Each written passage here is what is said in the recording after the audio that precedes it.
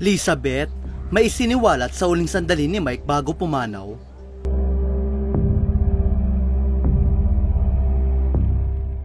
Hanggang ngayon ay hindi pa rin lubos maisip at matanggap ni Lizabeth yung Ping Enriquez na wala na ang kanyang kabiyak sa buhay na si veteran broadcaster Mike Enriquez. Si Lizabeth, o mas kilala na malalapit sa kanya at ni Mike bilang baby o tita baby, ay ang butihing may bahay ni Mike na kasama niya sa buhay, sa hirap at ginawa sa loob ng 46 years. Hindi sila binayaan ng anak, pero hindi ito naging hadlang upang hindi maging masaya at mapuno ng pagmamahala ng kanilang pagsasama. Nauna nang ibinunyag ni Mel Tiangco na mahal ni Mike si Baby. Kaya naman, higit sa lahat, si Baby ang pinaka nagluluksa sa paglisan nito noong August 29.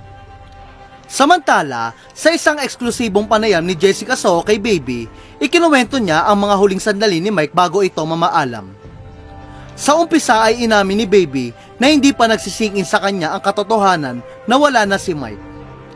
Mas malungkot nga si Baby dahil mag-isa na lamang siya dahil wala silang anak ni Mike. Aniya, I think it has not sunk in yet kasi marami pang tao, pero I'm sure all of this. Tapos ako na lang mag-isa sa bahay. I don't know, I really don't know. Kasunod nito, isinuwalat ni Baby na sumailalim umano sa dialysis si Mike. Nang bigla na lamang tumaas ang blood pressure nito at tuminto ang tibok ng puso. Papunta na umano siya sa St. Luke nang tumawag ang caregiver ni Mike para ipaalam sa kanya na nire-revive na ito. Mangiyak-yak namang ikinuwento ni Baby na hindi na niya nakayanan na panoorin si Mike na nire-revive. Kaya pinili niyang lumabas na lamang sa ICU at doon umiyak. Noong araw daw na iyon ay sinasabihan pa niya si Mike na lumaban. Pero nang makita niyang nahihirapan na si Mike, doon na niya ito pinakawalan. At tila ba ang desisyon na lamang niya ang hinihintay ni Mike, nag-flatline na umano ito. Kwento pa ni Lizabeth, when arrived at the hospital, 3 times na siya na-revive. So sabi ko, Doc, tama na. Sabi ko, enough na. After nung ng 3rd resuscitation, I was in the ICU Nandun lang ako sa labas, kasi I could not bear to see him, with so many tubes connected to him. Sabi ko, I go out na, and then I broke down na. Noong una, I keep on telling him na, fight Mike, kaya mo yan, do not give up.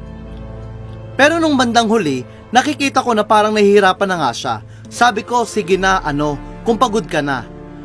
Lalo na nung last minute, pinalapit na ako ng doktor. Sinabi ko sa kanya, sige Mike, I'll be fine.